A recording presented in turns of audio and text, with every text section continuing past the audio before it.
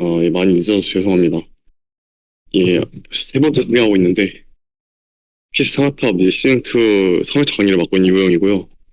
이번 주제는 그래프와 그래프 탐색입니다. 앞부분을 이것저것 얘기했었는데 그냥 넘어가고 바로 시작할게요. 예, 이번 회차에는 일단 그래프 관련해서 얘기를 하고요. 일단 그래프가 뭔지에 대해 소개를 하고, 그 다음에 그래프 탐색을 할 때 사용하는 두 가지 알고리즘 DFS와 BFS를 차례대로 설명을 하고요. 예, 마지막으로 이 둘을 이용해서 풀게 되는 문제들이 어떤 게 있는지에 대해서 좀 설명을 하고 이번 강의 마치도록 하겠습니다. 예, 일단 그래프라는 거에 대해 소개를 하기 전에 우리가 보통 알고 있는 그래프라고 하면 여기 왼쪽에 있는 이막 꺾은선 그래프나 원형 그래프 이런 애들이 있잖아요. 근데 사실 우리가 이번에 다룰 그래프는 여기 오른쪽에 있는 알고리즘에 있는 그래프 좀 다른 거여서 그 둘을 구분을 지어드리고 싶었고요. 원래는 이제 보통 통계 자료 같은 거 보통 나타내는 게 그래프인데 오른쪽에 있는 그래프 같은 경우는 그냥 노드랑 그러니까 점이랑 선으로 이루어진 어떤 그 관계도를 그려놓은 것들이 그래프라고 하게 돼요. 어, 좀 더 정확히 정의를 하면요. 이 위키백과에 있는 거 그대로 가져온 거거든요. 보면 이제 이산수학에서 사용하는 어떤 모델이다 라고 되어 있고요. 그래서 이산수학에 있는 그래프 이론에서 있는 걸 그대로 가져온 거예요. 이 그래프라는 것 자체가.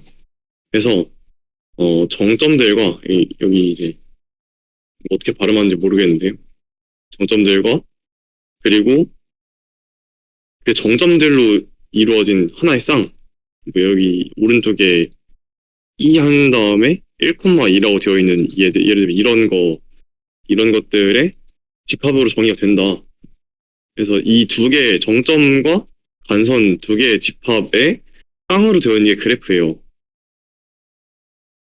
그래서 여기 오른쪽에 그림을 보면 이게 그래프를 시각화한 건데 정점이 1번부터 6번까지 차례대로 있으니까 이게 이제 정점 집합 1부터 6까지 있는 게 되겠고요. 그 다음에 여기 1과 5 사이에 선이 하나 있잖아요. 그래서 1,5라는 간선이 필요하고 1과 2 사이에 선이 있으니까 1,2라는 간선이 필요하고요. 또 2와 5 사이에 또 선이 있으니까 2,5가 있는 거고 이런 식으로 해가지고 어, 그래프 시각화된 그래프랑 어떤 두 개의 집합이랑 이렇게 연관성을 지어서 대응을 시켜줄 수 있습니다. 그래서 여기 있는 그래프에서 어떤 위치에 뭐가 있냐라기보다는 그 순서에 관계없이 그냥 연결성이 중요한 어떤 자료라고 생각을 하시면 돼요. 그래서 그래프는 보통 크게 두 가지로 나누는데 근데 간선의 방향이 있냐 없냐로 보통 차이를 많이 줘요. 여기 위에 있는 두 개의 간선은 둘 다 1,2인데 그러니까 1과 2가 연결되어 있다. 1과 2가 연결되어 있다. 이런 식으로 주는데 근데 왼쪽 같은 경우에는 1이 2에 연결되어 있는 거랑 2가 1에 연결되어 있는 거의 차이를 딱히 주지 않아요. 근데 오른쪽 같은 경우에는 1에서 2로 가능한데 2에서 1로 가는 게 지금 불가능하잖아요. 이 두 개에 대해 차이를 줍니다. 그래서 간선의 집합을 아까 만든다고 했었는데 이 집합을 만들 때 이 간선 집합에서 1,2랑 2,1 같게 보냐 아니냐의 차이예요. 그러니까 6,V랑 V,U가 같냐 아니냐에 따라서 이제 그 유형 그래프와 무형 그래프가 나뉘게 되고요. 이제 아까 말한 무향간선 사용하는 그래프가 이제 무향 그래프고 유향간선 사용하는 그래프를 유형 그래프라고 부릅니다. 영어로는 이제 이렇게 부른다고 하네요. 이제 그래프를 어쨌든 우리가 알고리즘 쓰려면 구현을 해야 되겠죠. 사실 아까 전에 동점 집합과 간선 집합이라는 식으로 이제 정의가 된다고 했는데 그거 그대로 구현하면 되긴 해요.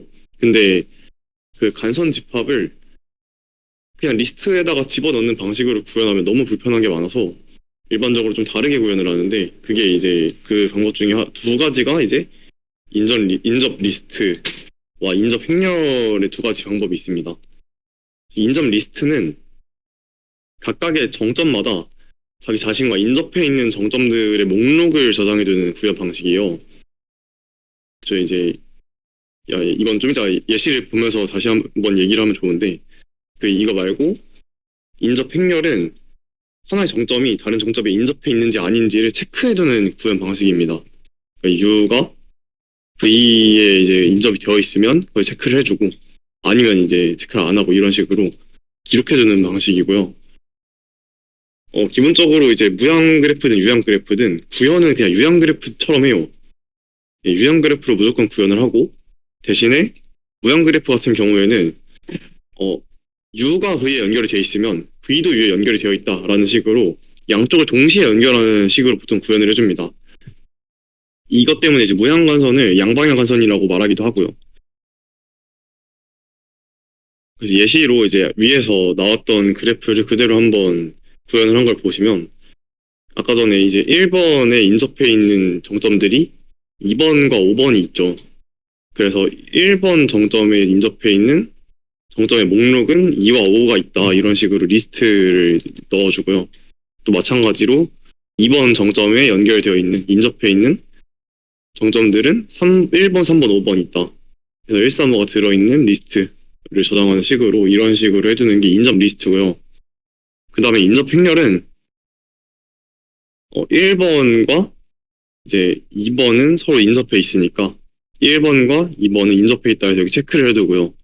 1번과 3번은 인접해 있지가 않잖아요. 간선이 없죠. 예, 그래서 1번과 3번은 인접해 있지 않다 해가지고 1번과 3번은 체크를 해두지 않는 식으로 구현을 합니다.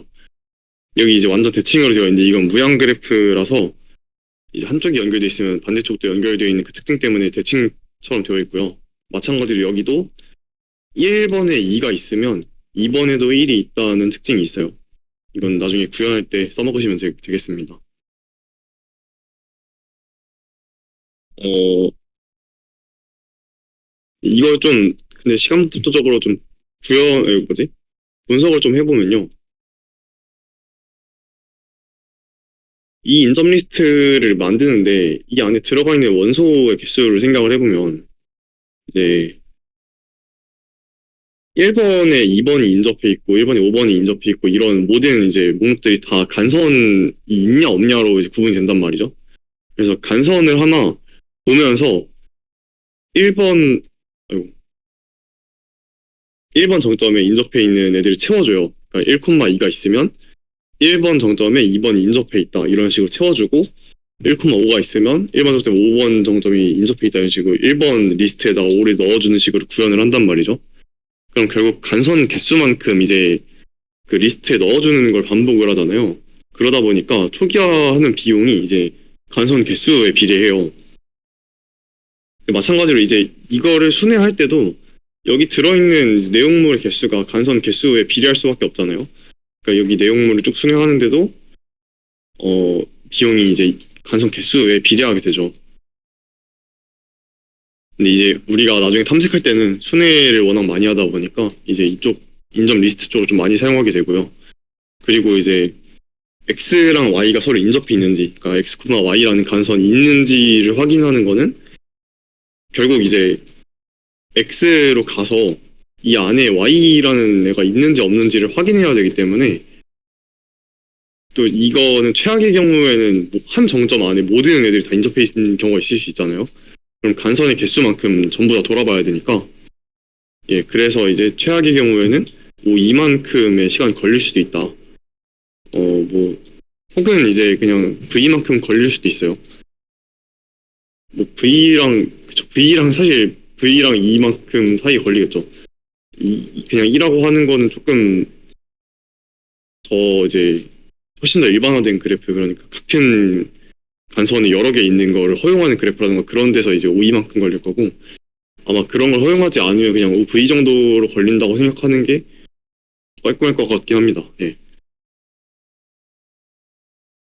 네, 그리고 인접 행렬 같은 경우에는 이거를 만드는 이 정사각형 모양의 이 배열을 만드는 것만 해도 초기화 비용이 이제 V 제곱이 걸리는 걸 알 수 있죠. 음, 그리고 순회를 할 때도 누가 어디에 있는 그 체크가 되어 있는 게 어디에 있는지를 알 수가 없어서 전부 다 들어봐야 되기 때문에 이때에도 그냥 V 제곱계를 전부 다 돌아봐야 합니다. 대신에 그 X라는 정점에 Y라는 정점이 서로 인접해 있는지 확인하는 데는 그 시간이 5일밖에 걸리지 않죠. 그냥 들어가서 확인하면 끝이니까. 네.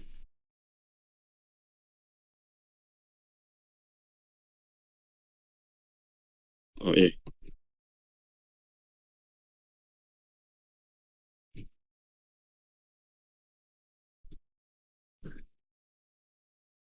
진짜 그래서 구현하는 걸 한번 해봅시다. 이제 처음에 n과 m이라고 해서 이제 정점의 개수와 간선의 개수가 주어진다 라고 하면 입력 받아야겠죠. 이건 입력 받는 부분이고 맨 위에는. 그리고 그 다음에는 이제 벡터 인트라고 해놨는데 이거 사실 그냥 이중 리스트예요. 파이썬에서는 이중 리스트 그냥 만든다고 생각하시면 되고요. 대신 리스트를 만들 때 그 안에 들어있는 리스트의 개수를 n 플러스 1개로 보통 만들면 좋아요. 이게 왜 그러냐면 정점 번호가 보통 0부터 n-1로 주어지는 게 아니라 1부터 n으로 주어지는데 그럼 이후에 구현을 할 때 이제 만약에 0부터 n-를 해놓고 하나씩 줄인다 뭐 이런 식으로 구현을 하면 여러모로 이제 귀찮은 게 많아가지고 그냥 n 플러스 1개 만들어두고 0번은 안 쓴다는 식으로 구현을 하는 게 조금 더 편합니다. 예, 이렇게 해가지고 n 플러스 1개짜리 배열 만들어서 이중 리스트를 만들어서 보통은 저는 ADJ라는 이름을 붙이고요. 그 다음에 이제 간선의 개수만큼 간선 정보를 받아들여야겠죠. 그래서 간선의 개수만큼 정보 받아주고 그때 이제 U에 V라는 정점이 연결되어 있다라는 식으로 인식이 되니까 ADJ U번 이제 리스트에 V라는 정점을 집어넣는 식으로 구현을 합니다. 이걸 쭉 하면 왼쪽에 있는 리스트처럼 만들어질 거고요. 인접 행렬 훨씬 구현이 쉬워요. 그러니까 직관적으로 간단해요. 이거는 마찬가지로 쭉 해가지고 이제 이 행렬 만들 때만 정사각형 꼴로 미리 만들어 놔야 돼요. 그래서 n 플러스 1 곱하기 안에 n 플러스 1개 더 만들어 줘야 되고요. 파이썬 같은 경우에는 그냥 n 플러스 1 곱하기 n 플러스 1짜리 정사각형 배열 만들면 되고요. 그리고 u랑 v를 입력을 받은 다음에 u, v에다가 1을 넣어주기만 하면 돼요. 여기 두 개 이제 무양 그래프일 때는 그 반대편도 넣어준다라는 부분도 같이 적어놨는데 이거 꼭 잊지 않고 잘 해주시면 되고요. 파이썬도 방금 몇 번 설명드렸는데 크게 다르진 않아요. 그냥 여기에서 이 벡터 대신에 뭐 그냥 리스트를 쓴다 뭐 이 정도만 차이가 있으니까 주석 잘 읽고 구현해보시고 안 되면은 제발 이제 질문을 해주시면은 지금 여기 아까 말씀드려가지고 녹화 떠주고 계시는 교수님이 이제 파이썬 워낙 잘 쓰시고 그러니까 충분히 설명 잘 해주실 겁니다. 여기 멘토분들도 되게 많으셔가지고 파이썬도 충분히 잘 설명해 주시니까 꼭 질문해 주세요. 참고로 멘토분들은 질문해 주시면 되게 좋아하면서 잘 대답해 주실 겁니다. 예, 분명 해주실 거예요. 그리고 이제 뭐 아무튼 그래프 구현은 여기까지였고요. 그 다음에 이제 그래프 탐색하는 거를 좀 해봅시다. 그래프 자료를 만들어 놨으니까 자료를 탐색하는 걸 꼭 해야겠죠. 그 중에 이제 제일 많이 쓰는 두 가지가 이제 DFS랑 BFS인데 DFS를 먼저 볼게요. 일단 DFS는 이 Depth First Search라는 이 친구의 줄임말이고요. 탐색의 깊이를 우선적으로 늘리는 탐색 방식이라고 제가 적어놨는데 이 탐색의 깊이라는 게 뭐냐면요. 그 재귀함수를 짜놓으면은 재귀함수에서 재귀함수는 기본적으로 중첩이 되잖아요. 안쪽으로 계속 들어가는 식인데 이 재귀함수의 중첩된 정도가 그냥 탐색 깊이랑 똑같다라고 생각을 하시면 돼요. 그래서 일단 중첩을 시키는 방향으로 무조건 들어가는 방식. 그러니까 혹은 처음의 위치로부터 이제 지금까지 이제 지나온 정점의 개수를 무조건 늘리는 방식의 탐색 방식이라고 보시면 돼요. 이 지나온 정점이라는 거의 정의가 조금 애매한데 이거는 제가 여기 예시로 적어놓은 무슨 아리아드네 시를 생각하면 좀 이해가 쉽습니다. 이거는 근데 모를 수 있어요. 이게 그 미노타우루스라는 이제 머리가 황소인 친구가 이제 있는 미궁에서 테세우스라는 친구가 미궁을 이제 지나가는 뭐 그런 걸 했어야 됐는데 저도 정확히 기억이 안 나는데 아무튼 그 테세우스 연인 정도 되는 친구가 시를 주면서 자기가 지나가는 자리마다 시를 이렇게 내려놓으면서 가라고 하는 그런 내용이 있거든요. 이게 좋은 점이 자기가 이미 지나온 곳을 체크할 수 있잖아요. 그렇죠. 그리고 만약에 지금 막다른 길을 도달을 하면은 자기가 지나온 실을 따라 뒤로 돌아가면서 어 뒤로 돌아가다가 원래 이제 지나왔던 갈림길 중 하나에서 아직 안 간 곳이 있으면 거기로 한 번씩 가볼 수 있죠. 예, 뭐 그런 식으로 해서 모든 이제 미궁을 빈틈없이 돌되 같은 곳을 반복하지 않게 하면서 이제 탈출할 수 있게 해주는 뭐 그런 내용이었는데 뭐 아리아드네가 그렇게 막 알고리즘적인 사고를 했는지 모르겠지만 여기 같은 경우에는 굉장히 그걸 잘 활용해서 할 수 있어요. 사실 백트래킹이라고 하는 대부분의 이제 이쪽 개념의 문제들이 다 똑같은 방식을 사용하고 있습니다. 예, 그래서 결과적으로는 딱 이것만 해요. 항상 자기 현재 위치를 가지고 있고 재기함수에서 자기 현재의 위치를 가지고 있고 그 다음에 자기 주변 노드 중에 아직 방문을 한 적 없는 노드가 있다면 일단 그쪽으로 이동을 합니다. 이동을 하는 게 그냥 뎁스를 늘리는 거예요. 그래서 뎁스를 늘리는 쪽으로 무조건 가고 그 다음에 만약에 주변에 자기가 방문한 적 없는 노드가 없으면 그냥 지금 오기 전에 직전에 왔던 곳이 있겠죠. 아까 실을 따라간다고 했었는데 그 현재 위치로 오기 전에 있던 노드로 돌아가서 그 갈림길로 돌아가서 그 주변에서 아직 안 간 곳이 있다면 다시 그쪽으로 이동하는 식으로 이제 구현을 합니다. 그래서 아까 전에 이제 재기함수에 대한 얘기를 잠깐 했듯이 재기함수를 써서 구현을 하게 되고요. 보시면 이제 DFS라는 재기함수를 만들어서 현재 위치에 대한 저장을 해놓죠. 그렇죠. 그걸 항상 가지고 가면서 일단 자기가 지금 여기에 왔다는 방문 체크를 해줘요. 이름이 방문인 게 이쪽에 왔다는 걸 체크를 해주는 거라서 방문이거든요. 여기에 끝날 때 체크해주는 게 아니고 여기 오자마자 바로 체크를 해주는 겁니다. 그리고 이제 인접한 노드들을 확인을 해야겠죠. 아까 말한 대로 인접한 노드는 인접 리스트에 보면 그냥 차례대로 쭉 나와 있어요. 그거를 쭉 돌면서 보면서 만약에 아직 방문한 적이 없는 노드가 있다면 그쪽으로 이제 우선적으로 들어가는 이런 구현이 이제 DFS가 되겠고요. 이거 보면 이제 재기함수인데도 불구하고 탈출 조건이 없죠. 그 베이스 케이스를 제가 무조건 넣는다고 분명히 저번 강의 때 얘기를 했었는데 여기에 베이스 케이스가 없죠. 근데 이건 왜 그러냐면 이거 좀 DFS의 독특한 점인데 DFS 그러니까 재기함수로 들어가는 조건이 좀 여기 있는 이제 방문한 적 없다라는 조건이 이게 들어있는데 이 방문한 적 없는 있는 방문한 적이 없는 노드가 없으면 이 포문 안에 있는 DFS가 한 번도 안 돌게 되죠. 자동으로 그냥 베이스 케이스 처리가 바로 되줘요.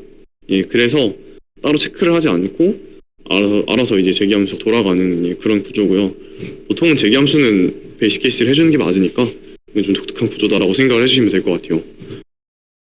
그리고 이제 체크 비지트라고 그냥 제가 함수처럼 구현을 해놨는데 이거는 대부분 이제 비지트라는 배열을 만들어가지고 비지트 뭐 A번은 방문을 했다 그러면 이제 비지트 A에 1을 저장하고 아니면 0을 저장해 놓는 그런 방식인데 이 체크 비지트에서는 그냥 비지트 히어는 1 정도를 넣어주면 돼요. 그리고 이즈나 비지트 넥스트 같은 경우에는 그냥 이제 비지트 넥스트가 0인지 확인해주면 되겠죠. 그렇게 되게 간단하게 구현할 수 있습니다.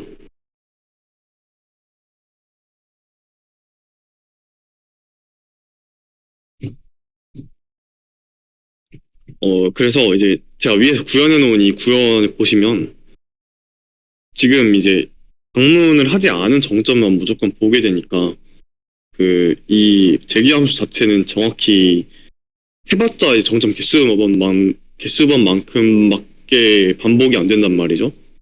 근데 이제 이 재기함수가 반복될 때마다 자기 주변에 있는 모든 인접한 정점들을 다 한 번씩 확인을 하잖아요. 그러니까 거기가 이제 실제 방문을 했든 안 했든 일단 무조건 확인을 한단 말이에요. 그 다음에 이제 안 했으면 지나가는 거지. 일단 확인을 하니까. 그럼 이 반복문 자체는 자기 주변에 인접한 정점만큼 이제 돌게 되고요. 이건 그러니까 자기 자신이 포함되어 있는 간선의 개수만큼 돌게 돼요. 그러면은 각 간선은 정확히 2개의 정점을 가지고 있으니까 반드시 이제 간선 곱하기 2번 이 반복문이 돌게 되죠. 다 합쳤을 때. 그래서 결과적으로는 이제 총 시간 복잡도는 5V 플러스 2 정도가 나옵니다. V 플러스를 넣어놓은 건 제가 그냥 안전하게 집어넣어 놓은 거고요. 대충 2번 정도 돌아간다 라고 생각을 하시는 게 딱 좋을 것 같아요. 시간 복잡도는 이 정도 나오게 되고요.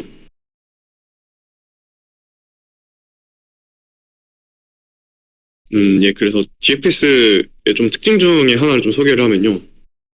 DFS가 이제 탐색을 하고 있는 중에는 이렇게 세 가지 종류의 정점이 나오게 되는데, 일단 첫 번째는요, 아직 한 번도 방문한 적 없는 정점이 있고요. 이건 이제 여기 연두색으로 되어 있는데, 보통 이제 1번에서 2번 갔다가 나오고 3번 갔다가 4번에서 지금 보고 있는 상태인 거예요. 4번의 입장에서, 아니 4번의 입장이 아니라 지금 현재 상태에서는 아직 한 번도 방문하지 않은 정점이 5번이 있죠. 이런 상태의 정점이 있고요. 그게 아니면 지금 방문을 했는데 아직 대기 함수가 종료되지 않은 정점이 있어요. 지금 1번에서 출발해가지고 이렇게 내려온 거잖아요. 3번, 4번으로. 이렇게 봤을 때 이제 3번 같은 경우에도 아직 대기 함수가 종료되지 않고 지금 있죠. 그러니까 정확히는 그 아까 실 뿌리는 거에서 실이 아직 회수가 되지 않은 상태예요. 그래서 이러한 이제 아직 재기가 끝나지 않은 정점들이 있고요. 그리고 아예 방문도 했고 재기도 끝나버린 정점이 있어요. 그러니까 아예 주변 탐색이 다 끝난 정점들이 있어요. 여기 이제 2번 같은 경우가 딱 그런 정점이고요. 여기 BGT 되고 컴플리트 이렇게 되어 있는데 이거는 제가 붙인 이름이에요. 그래서 이거를 종종 이용하는 문제들이 가끔 나오는데 이건 이제 이 마지막에 컴플리트 이 부분만 따로 체크를 해주면 되거든요.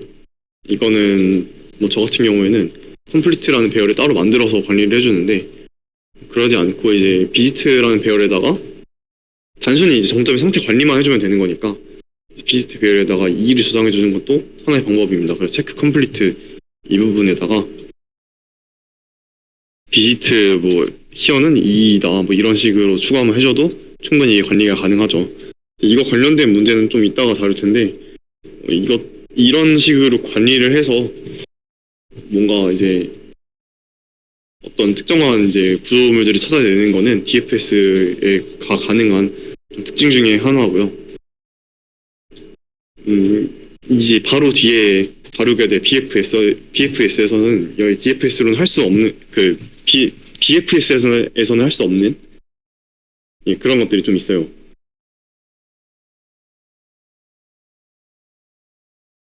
그 중에 하나가 이거인 거고, 네, 그렇죠. 목이 타서 자꾸 말이 새는데 일단 이 BFS까지만 하고 잠깐 쉬도록 하겠습니다.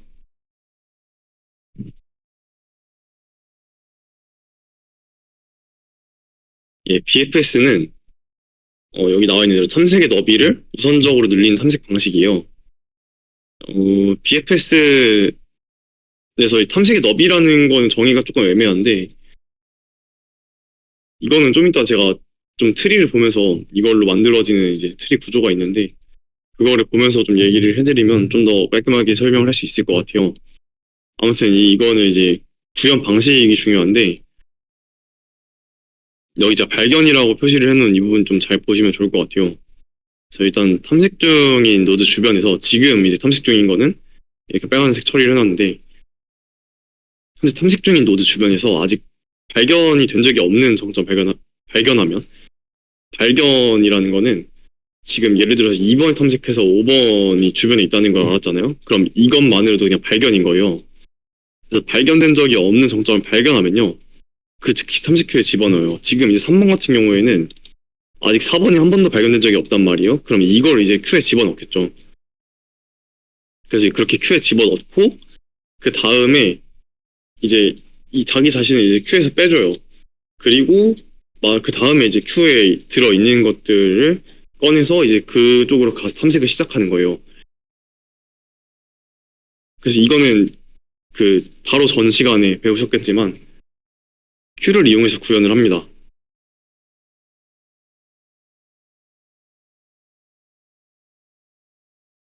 예, 그래서 일단 탐색용 큐를 만들어요. 저는 그냥 큐라고 이름을 붙이고요.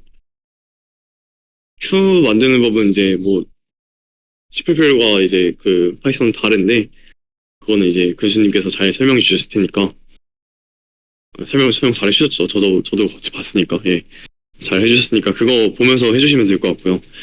그래서 Q가 이제 B일 때까지는 계속 진행을 해요. 제가 그냥 여기 Q점 사이즈 해놨는데 이러지 말고 Q에다가 꼭 시작 공점을 넣어주셔야 돼요. Q점 뭐 푸시 1 같은 거 해주셔야 되고요. 이거는 고쳐서 다시 올리는 게 맞죠. 예, 그리고 음,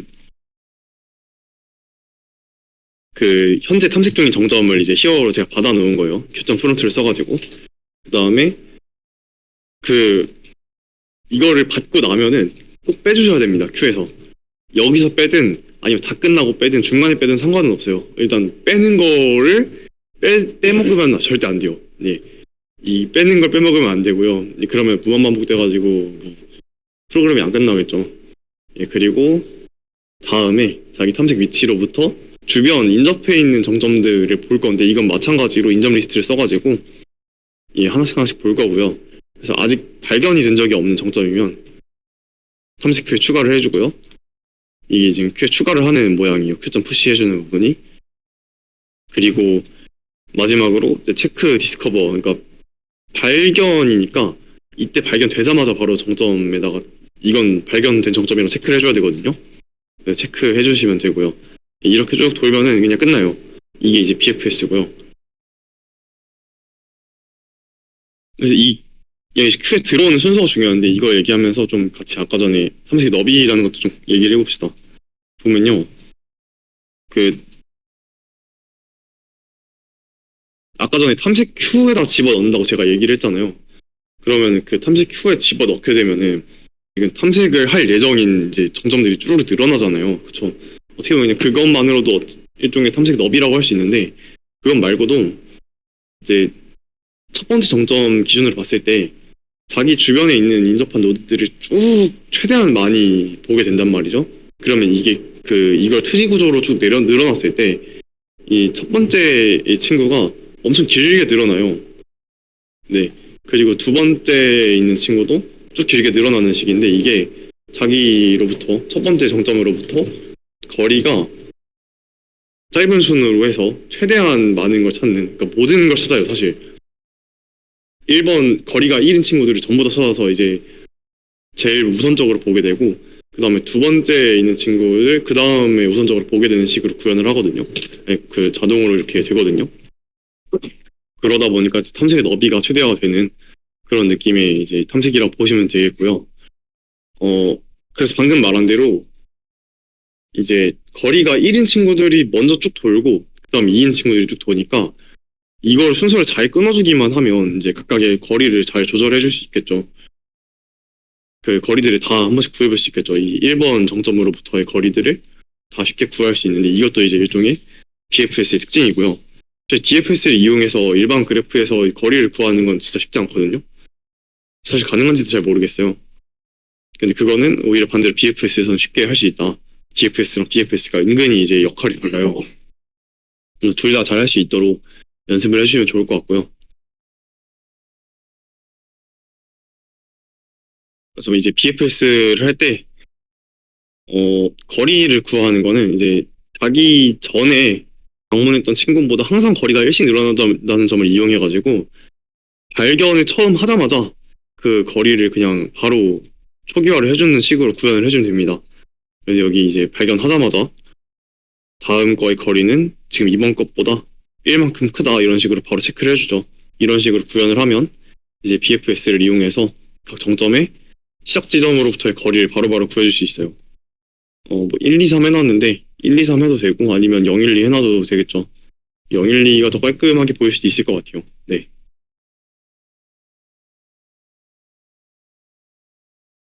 예, 지금 제가 목이 너무 타가지고 잠깐 이제 자판기에 가서 물을 사올 테니까 한 5분만 쉬었다가 하면 될 것 같습니다. 5분은 말고 55분에 이어서 시작할게요.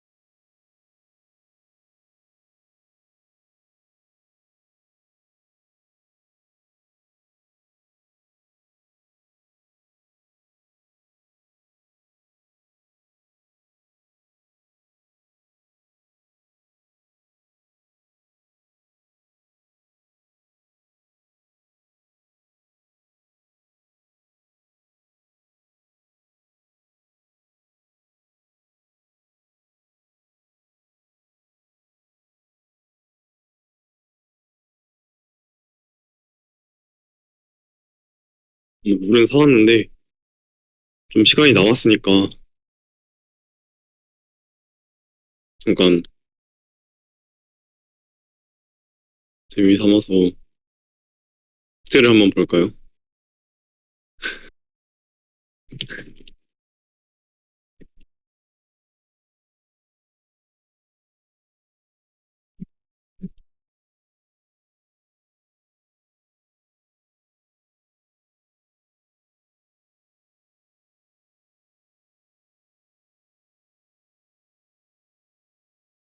생각보다 많이 푸셨네요, 다들.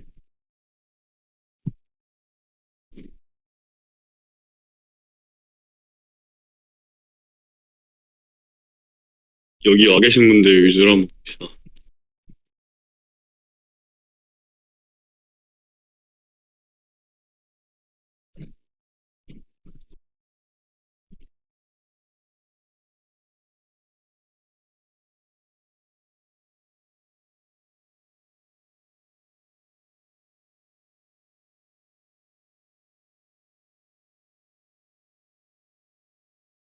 여기 와 계신 분들 위주로 보려고 했는데 여기 와 계신 분들이 없는 것 같은데.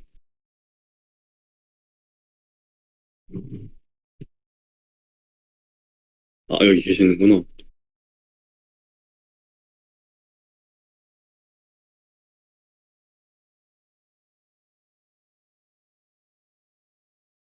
근데 10원을 안 푸셨네. 10원이 많이 어렵네. 퀸이 많이, 이렇게 많이 어렵게.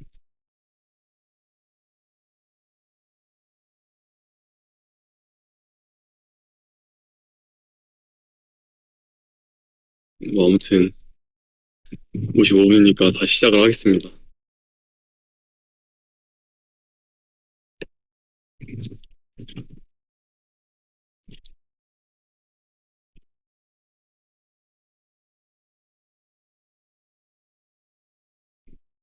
일단 이제 그래프 탐색을 열심히 배웠으니까, 이제 관련해서 문제 푸는 방법을 좀 알아봅시다.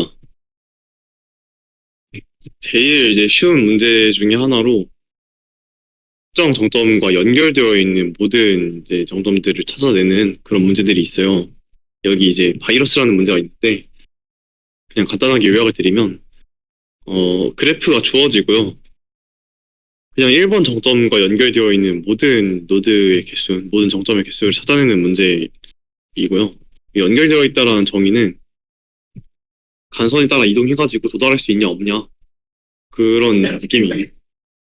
그래서 여기 연결된 모든 정점을 구하는 거는 그냥 DFS는 BFS든 시작 정점으로 1번 넣어주고 방문하게 되는 모든 정점의 수와 같겠죠.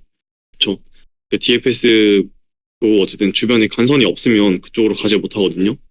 1번에서 시작을 하면 여기 그림 같은 경우에는 1번에서 DFS를 돌리기 시작하면 4번이나 7번에 도달할 수가 없어요.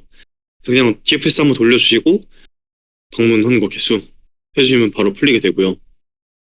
어, 이거 말고 다른 문제들은 보통 이제 이 연결되어 있는 정점들로 되어 있는 그러니까 뭐 1번 같은 경우에는 2, 3, 5, 6번이 이렇게 쭉 연결되어 있잖아요.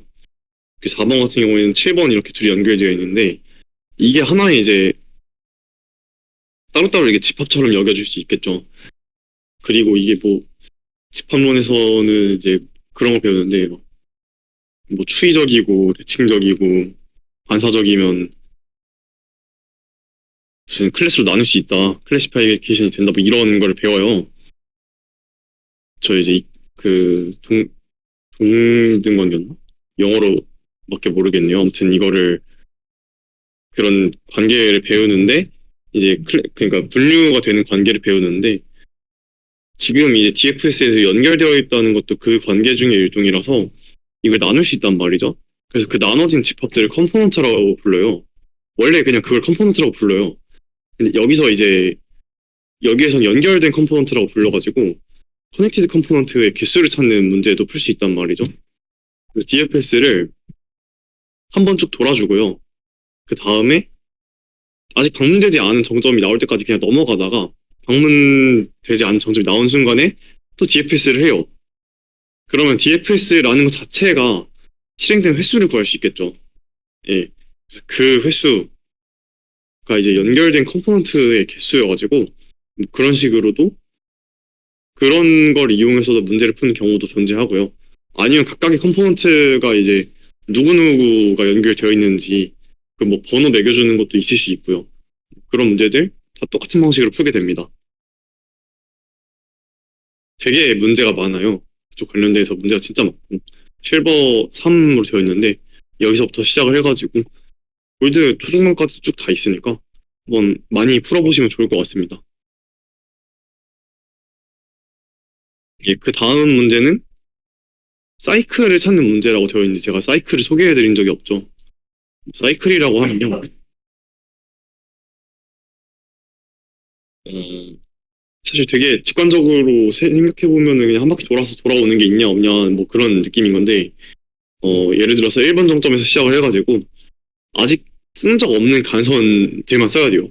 아직 쓴 적 없는 간선을 써가지고 쭉 이동을 하다가 자기 자신으로 돌아오는 경우가 있으면 그 처음부터 마지막까지 이동한 간선들과 그때 방문했던 정점들의 집합들을 모아놓은 그 그래프가 사이클이에요. 예, 예. 그래가지고 그냥 그런 사이클이 있냐 없냐를 찾는 문제가 있어요. 이 구호물자라는 문제가 그냥 있냐 없냐만 딱 확인하는 그런 문제고요.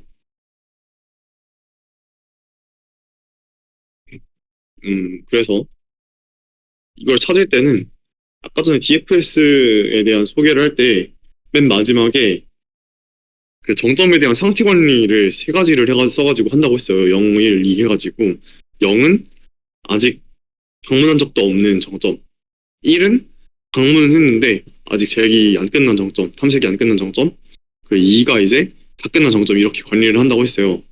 예, 그래가지고 이게 사이클이 있으려면요. 탐색이 안 끝났는데 그 방문을 했던 정점을 다시 이제 찾아 발견이 돼야 돼요. 그게 다시 발견된 순간 사이클이 생기는 거, 사이클이 있다는 게 확인이 되고요. 예, 그래가지고 위에 있는 이 구호물자 같은 경우에는 그냥 그런 경우가 생기자마자 바로 있구나라고 판단을 해주고 그냥 끝내면 돼요. 이게 뭐 이거는 그렇게 어렵진 않죠. 그래서 그 상태 관리 세 가지짜리만 잘 해주시면 되고요. 혹은 이제 그냥 사이클 자체를 찾아내야 되는 문제도 있을 수 있는데 어 그거는 조금 더 어렵게 나오니까 훨씬 더 어렵게 나오는 편이니까 그거는 그거대로 잘 풀어보시면 좋을 것 같고요. 이 텀 프로젝트라는 문제는 조금 특이해요. 그 아웃디글이 그러니까 자기 자신으로부터 나가는 간선이 딱 하나씩밖에 없거든요. 예, 예. 딱 하나씩밖에 없는 독특한 그래프인데 이때 사이클을 찾는 거예요.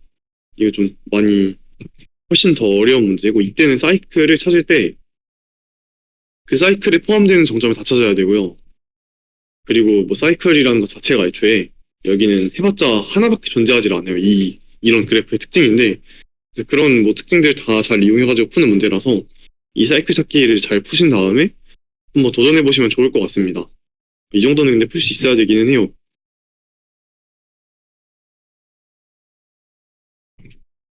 혹시 이제 풀다가 모르시겠으면 질문해 주시면 좋을 것 같고요. 네네. 여기서는 이제 반방향 간선에서 사이클 찾는 거라고 이제 강조가 되어 있는데 양방향, 그러니까 그 무양간선에서는 무양간선의 사이클 찾는 건 좀 어려워요.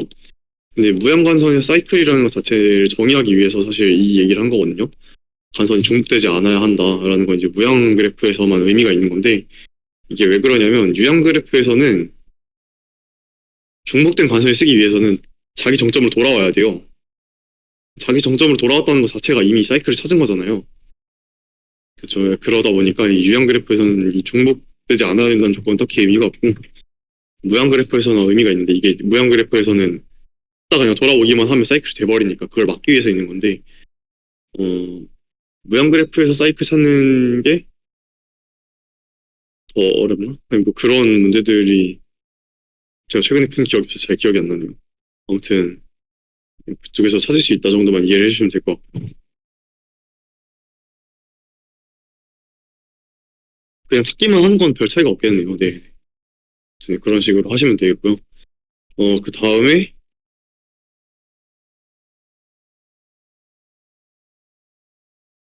이건 이제 최단 경로를 구하는 문제인데 이 최단 경로 구하는 거의 특징은요. 하나의 정점으로부터 그 각각의 정점까지의 최단 경로를 구하는데 이제 대충 이만큼의 시간을 소요를 해요. 그냥 BFS를 한번 돌린다는 얘기예요. 그래가지고 이 BFS라는 게 아까 전에 이제 각각의 정점까지 최단 거리를 구하는 거를 특히 이제 할 수 있게 되어 있는 최적화되어 있는 그런 탐색 방식이라고 했는데 그걸 그냥 쓰는 문제예요. 그래서 위에 이제 최단 거리 구하는 방법을 이제 소개를 해드렸는데 그거 그대로 써가지고 여기 같은 경우에는 n이 100밖에 안 돼가지고 n이 100이고 이제 관계수가 5000밖에 안 돼가지고 뭐 n 곱하기 m 해도 그렇게 많지 않죠. 그래서 그냥 그 정도의 시간을 가지고 전부 다 한 번씩 해보라는 얘기예요. 그래가지고 이제 그걸 이용해서 푸는 문제인데요. 이건 한번 읽어보시고 나중에 풀어보시면 될 것 같아요. 그렇게 어렵지 않아요. 쉬운 최단거리라는 문제도 BFS를 사용하는 하기만 하면 되는 그런 문제 중에 하나고요. BFS를 사용해서 최단거리를 쓰는 문제는 워낙에 난이도가 그렇게 어려운 건 많지 않긴 해요. 그냥 그렇게 하기만 하면 돼가지고 이거 말고 이제 나중에 최단 경로를 구하는 뭐 간선의 가중치가 있는 그런 데서 최단 경로를 구할 때 좀 더 어려운 문제들이 많이 나오고요. 그리고 그 친구들은 그 중에 이제 다익스트라라는 이제 알고리즘이 있는데 거기에는 저번 시간에 배웠던 우선순위 큐를 활용을 해서 BFS랑 거의 똑같은 방식으로 구현을 해요.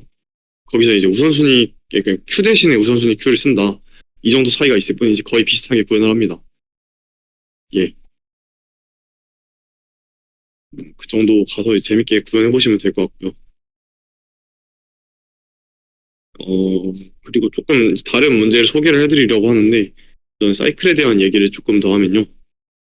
우리는 그래프 안에 사이클이 없는 독특한 그래프들을 좀 따로 구분을 해놨어요. 이게 사이클이 있고 없고에 따라서 그래프를 다루는 데 난이도가 좀 차이가 많이 나가지고, 사이클이 없는 그래프들을 따로따로 이름을 붙였는데, 사이클이 없는 유형 그래프는 DAG라고 불러요. DAG가 이제 그냥 이 다이렉티드 어사이클릭 그래프의 줄임말인데 그냥 직역하면 사이클이 없는 유형 그래프라는 말 그냥 그대로 나오게 돼요. 특별히 이제 DAG라고 이름을 붙여놓은 거고 얘도 굉장히 좋은 특징이 많은데 저희가 지금 이걸 다루진 않을 거고 이거 말고 이제 사이클이 없는 무형 그래프에 대한 얘기를 할 거예요. 이걸 이제 우리가 트리라고 부를 거고요.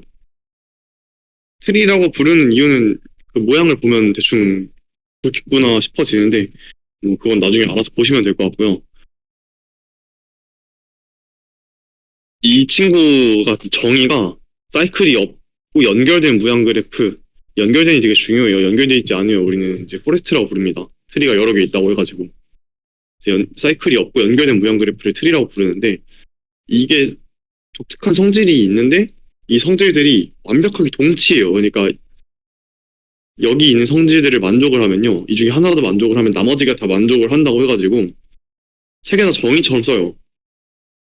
문제들에서 정의 대신에 그 틀이라고 해놓은 대신에 이거를 갖다 넣는 경우도 되게 많고요. 아무튼 그래서 사이클이 없고 연결된 무형 그래프라고 하면 동시에 이제 서로 다른 두 정점 사이에 경로가 유일하게 존재한다라는 얘기가 돼요. 유일한 것은 이제 atmost 1이란 뜻이고 존재한다는 건 이제 nist 1이니까 그냥 딱 하나가 있다는 뜻이에요. 그래서 예를 들어서 A가 1이고 B가 3이면 1번에 3번으로 가는 경로 딱 하나밖에 없죠. 1번에서 3번 가는 거 1에 3으로 가면 되죠. 그래서 1이랑 5라고 치면 1번에서 5번 가는 거 경로 지금 1, 3, 4, 5 해서 가는 거밖에 없죠. 이렇게 항상 유일하게 존재한다는 게 보장된다. 라는 게 이제 사이클이 없다는 거랑 동치가 되는 거고요. 이 연결이었을 때. 예, 그리고 정점의 개수에서 간선의 개수를 뺀 게 항상 1이 됩니다. 이 트리에서는 그래요. 이 여기서 연결되는 이런 조건이 필요한데 참고로 여기서는 연결되는 이런 조건이 필요가 없어요. 왜냐하면 경로 존재한다라고 박아놔서 이게 그냥 연결되었다라는 뜻이 돼버리거든요. 근데 여기 정점의 개수 빼기 간선의 개수는 1이다라는 거는 연결되는 보장을 안 해주죠. 그래서 연결되니 꼭 필요하고요.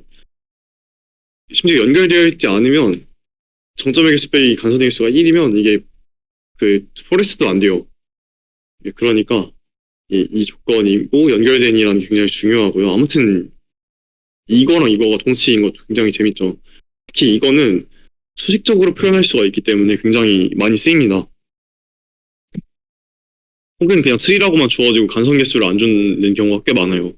그러면 이제 간선의 개수가 정점의 개수 빼기 1이구나 라는 식으로 이해를 하고 문제를 푸시면 됩니다.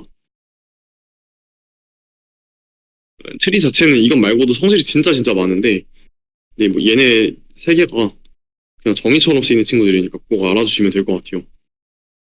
뭐 아무튼 이 트리라는 구조에서 대표적인 문제 중에 하나가 이제 지름을 구하는 거예요. 지름이라고 하면요. 아까 전에 경로가 다 유일하다고 했었는데 이 유일한 경로들의 각각의 길이들이 있겠죠.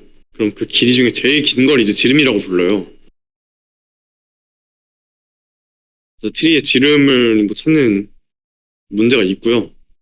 이거 자체는 되게 간단한데, 그러니까 간단하다는 게 풀이는 굉장히 간단해요.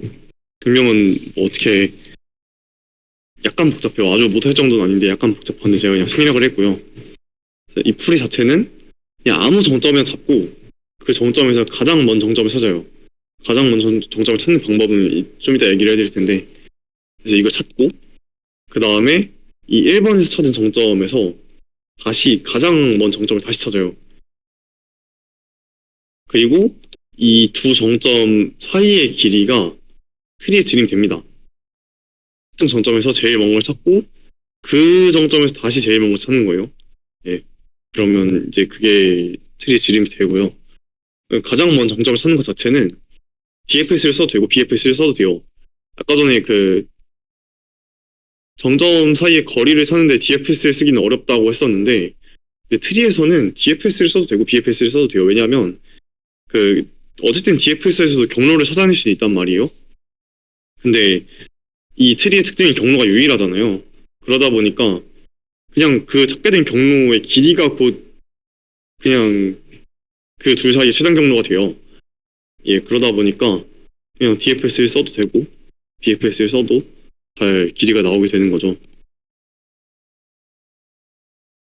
심지어 이거 구하는 것도 그렇게 어렵지 않긴 해요. 그냥 아까 전에 했던 대로 어쨌든 DFS를 할 때도 히어랑 넥스트 해가지고 발견하는 과정이 없진 않으니까 발견할 때 이제 그 위치에다 플러스 1 해주면서 구현해주면 되겠죠. 어쨌든 발견 과정이 있으니까 예, 발견 과정에서 처리를 해주면 되고요.